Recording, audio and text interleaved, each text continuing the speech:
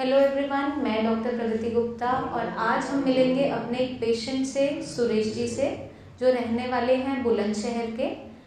इन्हें पैरालिसिस हुआ था फरवरी 2020 में। अचानक से जब ड्यूटी करके वापस आए थे, बहुत तेज़ हेडेक हुआ, मेडिसिन ली और सो गए थे रात के टाइम। रात में अचानक से आपको हुआ था जो पैरालिसिस हुआ था, सोते टाइम हुआ था। इनकी लेफ़्ट साइड में अचानक से बहुत ज़्यादा वीकनेस आ गई थी। उसकी वजह से फंक्शनिंग जो है हाथ पैर की, चलने फिरने में दिक्कत आनी शुरू हो गई थी। इनका हमने ट्रीटमेंट शुरू किया जून 2020 से और अब लगभग 7 से 8 महीने के अंदर पेशेंट ने बहुत अच्छी इम्प्रूवमेंट शो की है। पेशेंट आराम से चल फिर पाते हैं, हाथ की जो मूवमेंट्स हैं वापस आ चुकी है। तो अब हम बात करेंगे सुरेश जी से, ये आपको बताएंगे कि एग्जैक्टली आपकी क्या पोजीशन थी सुरेश जी जब ट्रीटमेंट हमने स्टार्ट किया था। उस समय पोजीशन ऐसी थी कि हाथ की उंगलियां बंद रहती थी, ऐसे हाथ नीचे नहीं हो पाता था। चल हाथ उठाता हूँ तो ऐसे ही टाइट रहता था। दवाइयाँ लेने के बाद हाथ की उंगलियां खुली हैं, हाथ भी नीचे आने लगा है। पैर में भी इम्प्रूवमेंट हुई है और चलने में भी कोई दिक्कत नहीं है।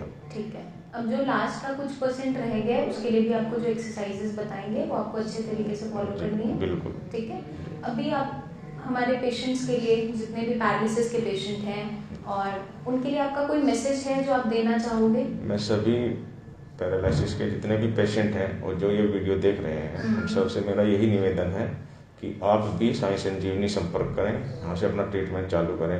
क्योंकि मैं भी यूट्यूब से वीडियो देखकर ही यहाँ से अपना ट्रीटमेंट चालू किया था और आज मुझे इतनी अच्छी इम्प्रूवमेंट मिली है आयुर्वेद में। तो बहुत खुशी होती है कि पेशेंट ठीक हो रहा है। जी, आपको कैसा फील होता है? मुझे बहुत अच्छा फील हो रहा है कि मैं आज इंडिपेंडेंट हूँ। हर अपना वो काम जो दूसरों के सहारे करता था, आज खुद स्वयं से करता हूँ। खुद का टॉयलेट जाना, खुद नहाना धोना, यहाँ तक कि मैं अपना वाश भी कर लेता हूँ। जब आपको फरवरी में हुआ था स्ट्रोक, तब क्या कंडीशन थी? तब ये थी कि मेरे पूरा हाफ साइड, इस लेफ्ट साइड का पूरा पोर्शन एक तरह से ऐसे था जैसे जकड़ गया हो। हिलता डुलना कोई कुछ नहीं था, ना ही कोई सेंसनेस थी, ना ही हिलना डुलना कुछ नहीं था।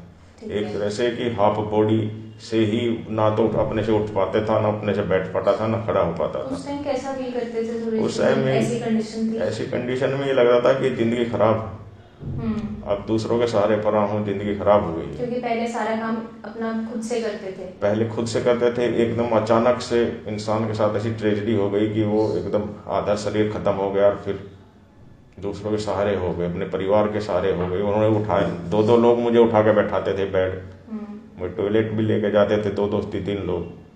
तो लेकिन अब मैं खुद से कर लेता हूँ, इंडिपेंडेंट हो गया हूँ। मेरे जितने भी अपने इंडिपेंडेंट काम है मैं खुद कर लेता हूँ, अपने हाथ से खुद कर लेता हूँ, चल लेता हूँ, फिर लेता हूँ, कोई प्रॉब्लम नहीं। ठीक है, और जब आपका हमने ट्रीटमेंट शुरू किया था जून में, आपको जो गाइडलाइंस दी गई थी वो आपने पूरी अच्छे से फॉलो की है? जी, आपकी जो गाइडलाइंस थी, आपका जो ट्रीटमेंट के दौरान जितना भी प्रिकॉशन थे वो सब फॉलो किए हैं मैंने।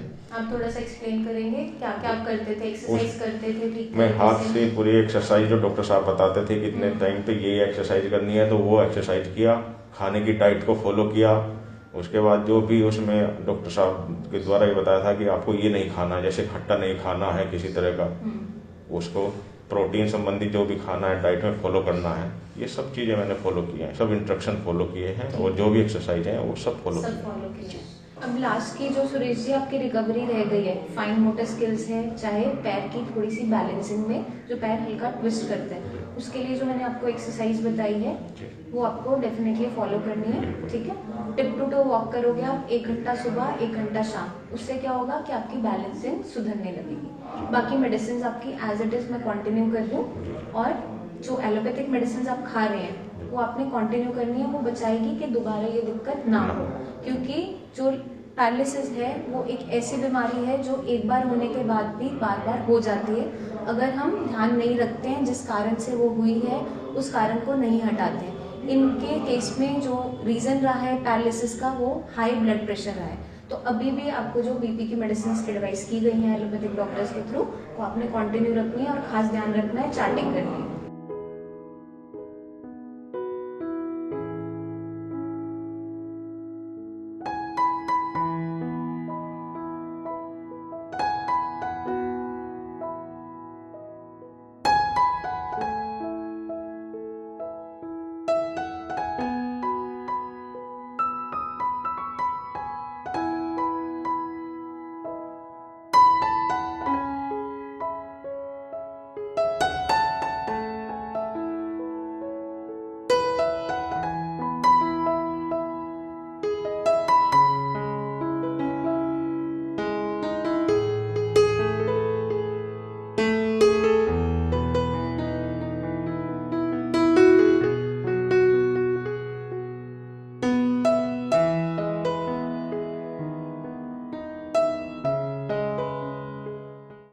सुरेश जी को जो ब्रेन में दिक्कत हुई थी, जो पैरालिसिस हुआ था, वो हेमरेज की वजह से हुआ था। जब भी किसी पेशेंट का बीपी अचानक से शूट अप करता है तो ब्रेन के अंदर नस फट जाती है और कुछ एरिया में खून फैल जाता है। अब ब्रेन का वो हिस्सा जो डेड हो चुका है वो डेड ही रहता है, वो रिकवर नहीं कर पाता है। बट अब हम अपने पेशेंट को देख रहे हैं, रिकवर ये कर चुके हैं, बहुत अच्छा रिकवरी इन्होंने शो की है 7 से 8 महीने के अंदर। क्योंकि ये जो बीमारी है ये लाइलाज मानी जाती है। आधे से ज़्यादा लोग इसका ट्रीटमेंट नहीं करवाते हैं क्योंकि थक हार के वो छोड़ देते हैं। उम्मीद की कोई किरण नहीं जगी होती है, कोई उन्हें होप नहीं होती है कि मैं ठीक भी हो पाऊँगा। तो उन्हीं सभी पेशेंट्स के लिए एक मैसेज है सुरेश जी का कि आपको जो हम गाइडलाइंस देते हैं आप उसको सही तरीके से फॉलो करो और उम्मीद छोड़ने की ज़रूरत नहीं है। क्योंकि पैरालिसिस जैसी जो बीमारी इतनी खतरनाक नज़र आती है, जिसके अंदर कहा जाता है कि कोई ट्रीटमेंट नहीं होता है, आपके सामने खुद हमारे पेशेंट हैं जिन्होंने 7 to 8 मंथ्स के अंदर बहुत अच्छी रिकवरी शो की है। तो आपको बस एक छोटा सा काम करना है, नीचे दिए हुए नंबर्स पे आप अपनी वीडियो एक सेंड कर दीजिए। आपकी प्रेजेंट कंडीशन क्या है उसके रिगार्डिंग आप अपनी एक छोटी सी वीडियो क्लिप बना के भेज दीजिए। आपके हाथ में कितने मूवमेंट है, लेग में कितने मूवमेंट है। हमारी टीम ऑफ डॉक्टर्स पूरा असेस करके आपका जो बेस्ट टू बेस्ट ट्रीटमेंट होगा वो प्लान करेंगे और दोबारा से आपको इंडिपेंडेंट बनाएंगे।